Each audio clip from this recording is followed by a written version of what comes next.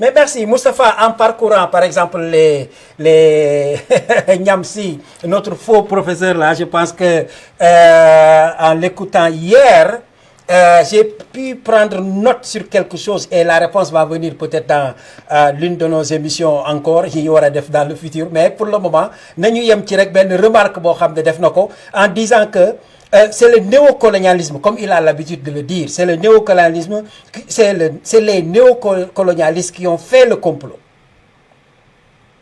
C'est ce qu'il a dit. Oui, oui, il faut comprendre.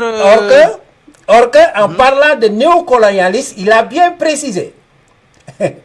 Il a bien précisé. Moi, je ne sais pas, Niamsi, dans quelle université il a passé, mais parfois, hein, sincèrement, nous les Africains qui le souhaitent, hein, on doit vraiment le recadrer, parce que si on ne le fait pas, le gars-là, il est prêt à saboter l'Afrique. Hein, c'est-à-dire, il dit que c'est le front externe. Et il appuie sur ces mots en disant que c'est la CEDEAO, la France, Afrique et les impérialistes qui ont contribué à ce coup d'État manqué au niveau du Mali. Moustapha. La question est que on dirait que quand il s'agit de l'AS, Niamsi est prêt pour les défendre. Mais quand il s'agit de la CEDEAO et autres, il est prêt à les jeter de mauvais sorts.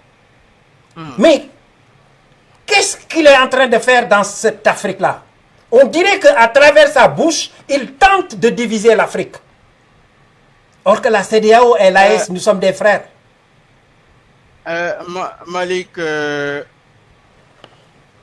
néocolonialiste, c'est Niamsi lui-même. Merci Moustapha de la réponse. Parce que l'idée qu'il avance nous rappelle de l'histoire de la balkanisation de l'Afrique à partir de l'Allemagne, communément appelée Berlin. Si un professeur comme Niamsi divise l'Afrique en zones, ay panafricains, ay extrême, je ne sais quoi là, mais lorsque l'AS n'était pas là, qu'est-ce qu'on avait en Afrique? On avait la CEDEAO, on avait l'unité africaine. Qui parlait contre la CEDEAO à l'époque? Quand est-ce que Niamsi a commencé à parler contre la CEDEAO? Et pourquoi Niamsi parle-t-il contre la CEDEAO? Est-ce que quelque part il n'est pas motivé par le pécule qui lui fait parler? Parce qu'on ne peut pas quand même continuer à défendre l'AS. L'AS ne sont pas parfaits du tout.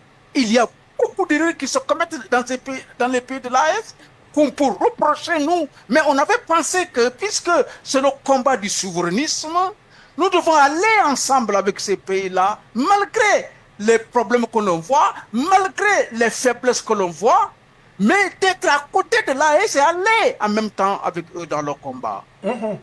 Parce que nous ne sommes pas des nihilistes, alors que Niamsi est un pire nihiliste de l'Afrique. Je ne veux pas entrer dans les détails. Le jour qu'on va revenir sur lui, il va savoir que les petits Sénégalais là vont lui mettre le point sur les i afin qu'il sache que désormais on va le suivre de près. De près.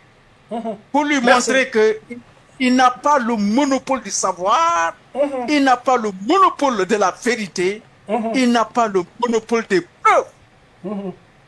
Tu as parfaitement raison de dire que, par exemple, Moustapha, l'idéologie de ce faux professeur Niamsi-là n'est rien d'autre que de la balkanisation. Et nous ramène encore comment faire pour diviser l'Afrique. Or qu'ils ne savent pas que nous et l'AES, quand je dis nous, je parle par exemple parce que je suis sénégalais, mon pays n'est pas dans l'AES, et que nous savons tous que les pays de l'AES et les pays de la CEDEAO n'ont pas de problème. C'est une question d'idéologie, chacun a choisi, mais nous tous, nous sommes des Africains. Donc le fait que Niamsi est là en train d'accuser, comme quoi que c'est les néocolonialistes qui ont fait le complot, Et c'est le front externe qui est la CEDEAO, la France-Afrique et les impérialistes. Moi, je dis que Niamsi, c'est totalement faux et c'est archi faux. La CEDEAO n'a rien à voir dedans. C'est des Africains comme nous. Ils ne pourront jamais faire des choses comme ça au niveau du Mali. Et peut-être, Mustapha a raison de dire que l'impérialisme, c'est toi. Parce que c'est toi qui essayes d'imposer des idéologies qui ne correspondent pas à un développement centrique de l'Afrique. C'est toi seul qui est en train de diviser notre Afrique, de diviser l'Afrique de l'Ouest. Je pense qu'il est temps que tu commences à fédérer, parce que c'est ce que nous voulons. Aujourd'hui, on veut que la CEDEAO et l'AES se retrouvent sur un front commun pour lutter contre les fléaux africains. On n'est pas là pour accuser l'un ou l'autre, mais notre souhait principal, c'est qu'il y ait une fédération totale de l'Afrique de l'Ouest. Nous avons la même monnaie du moins. Nous sommes les mêmes peuples. Et nous avons en commun peut-être les mêmes ressources.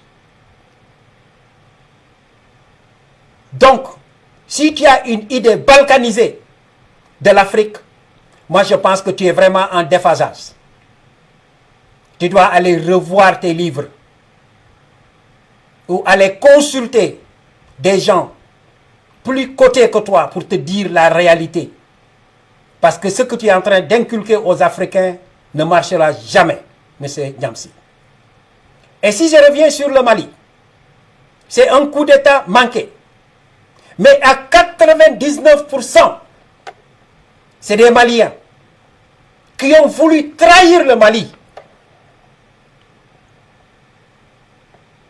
C'est des Maliens à 99% qui ont voulu trahir le Mali. Et je pense que la vidéo est là. Je vais partager ça avec vous. Et je pense que Moussa Niamsi, il est temps que tu revoies ce que tu dis. Revois ce que tu dis. Parce qu'en tant que panafricain, moi je pense que tu passes complètement à côté. Complètement. Et ça ne doit pas continuer, mon frère. Ça ne doit pas continuer. Ça ne doit pas continuer. Il faut arrêter ou sinon on va te faire arrêter, comme je te le dis toujours. Tu n'es pas plus intelligent que les Africains.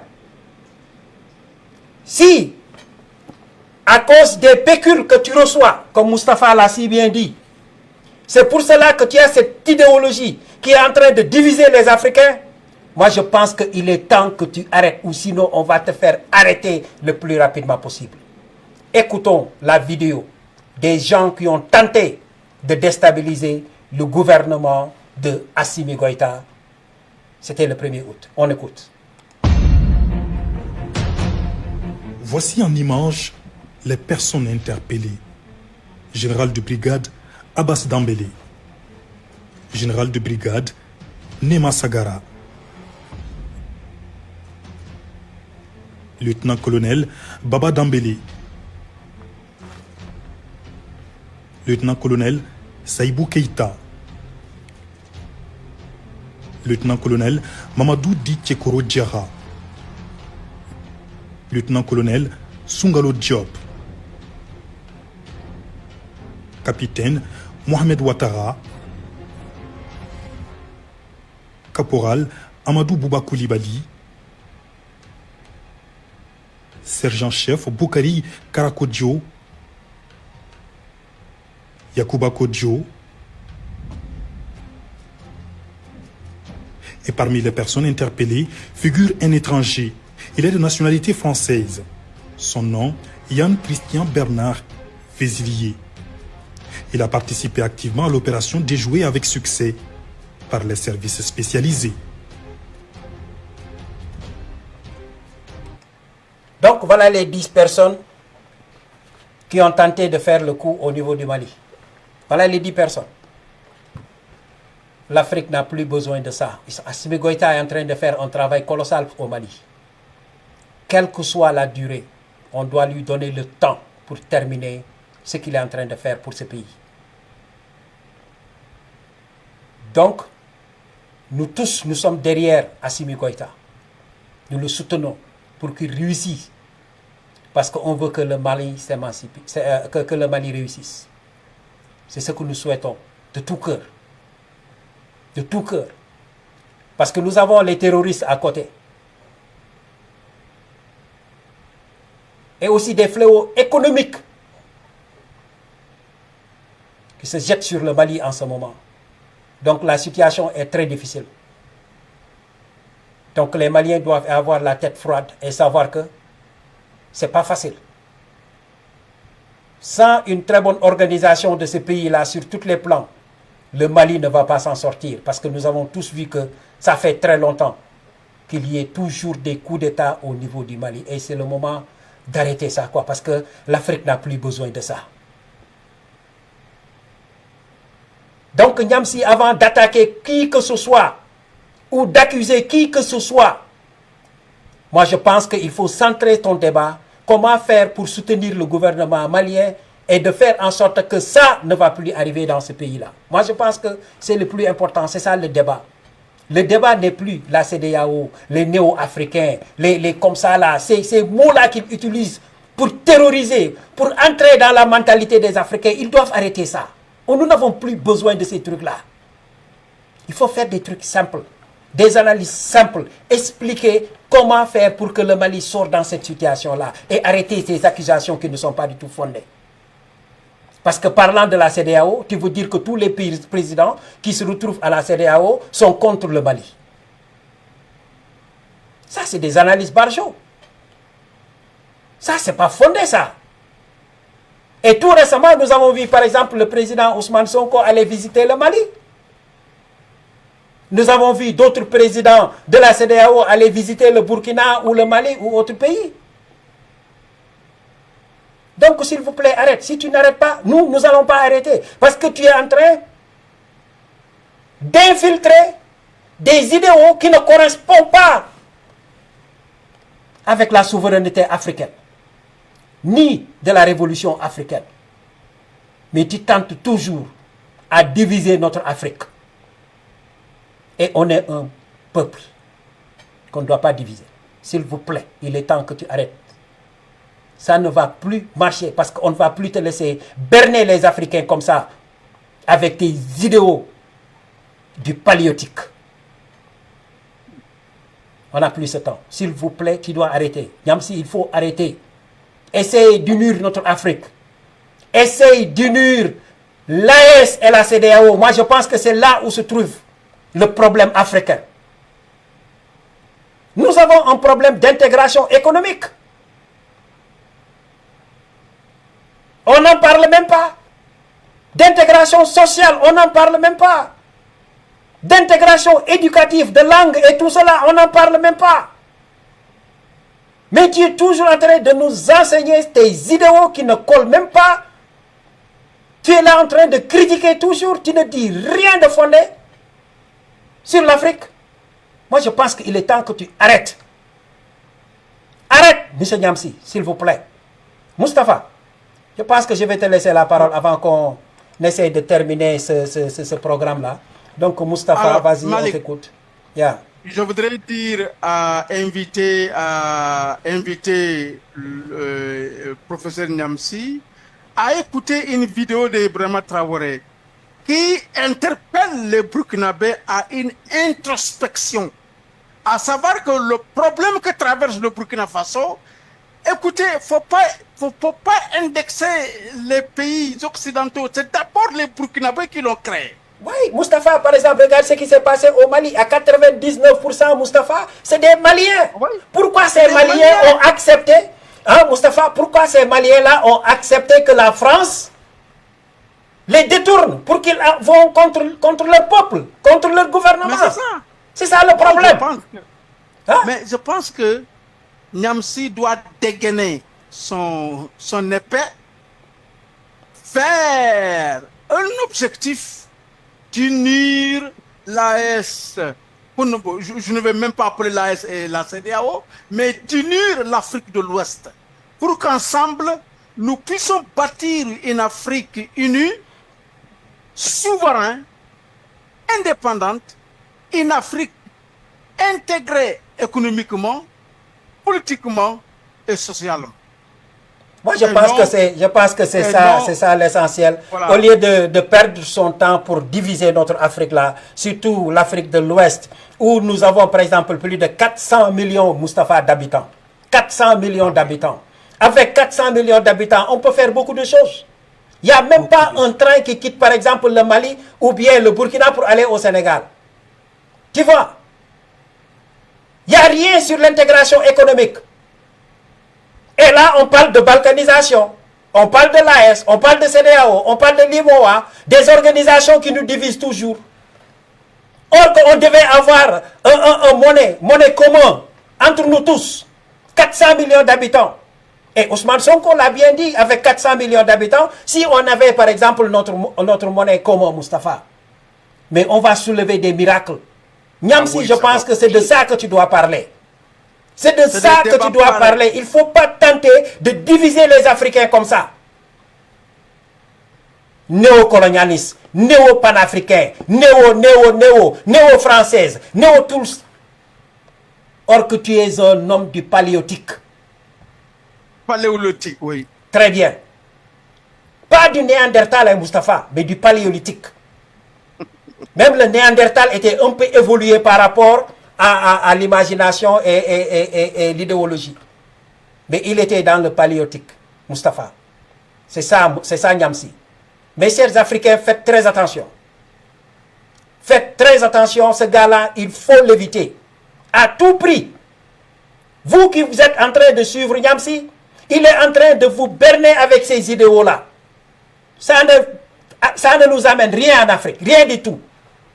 Il faut nous parler de l'intégration économique des pays africains. La CEDEAO, l'Afrique de l'Ouest a 400 millions d'habitants. Ça, c'est peut-être même plus grand que l'Europe. On peut faire beaucoup de choses ensemble. Donc c'est ça que nous devons parler. Donc l'AES, la CEDEAO ne sont pas du tout importants. Ce qui est important, c'est les peuples de l'Afrique de l'Ouest. Quelle organisation on peut mettre sur pied pour que nous ayons une économie très forte? Moi, je pense que c'est ce que nous avons besoin en ce moment. C'est ce que nous avons besoin. Et la réflexion, je laisse ça à tous les Africains, s'il vous plaît. On doit réfléchir comme ça. Imaginez, pour se déplacer du Burkina au Mali ou du Burkina au Sénégal, il n'y a rien. On prend des voitures qui durent par exemple 10 jours. Or que on devait avoir au moins un train qui relie ces pays-là. Même pour avoir avion, pour quitter le Mali pour aller au Sénégal, c'est tout un problème. Quitter le Burkina pour aller au Sénégal, c'est tout un problème. Donc voilà la question. Voilà la question économique. Même transporter des vegetables quittant le Burkina pour aller dans un autre pays africain, c'est tout un problème. Après la récolte. Des légumes. Merci Moustapha. Moustapha. Merci. Donc je pense que c'est ça. C'est ça. La réflexion doit se baser sur ça, M. Niamsi. Mais tu ne dois pas être là à berner les Africains comme ça là. Ça ne marchera pas. Hein, parce que je ne vais plus te laisser faire, hein, sincèrement parlant.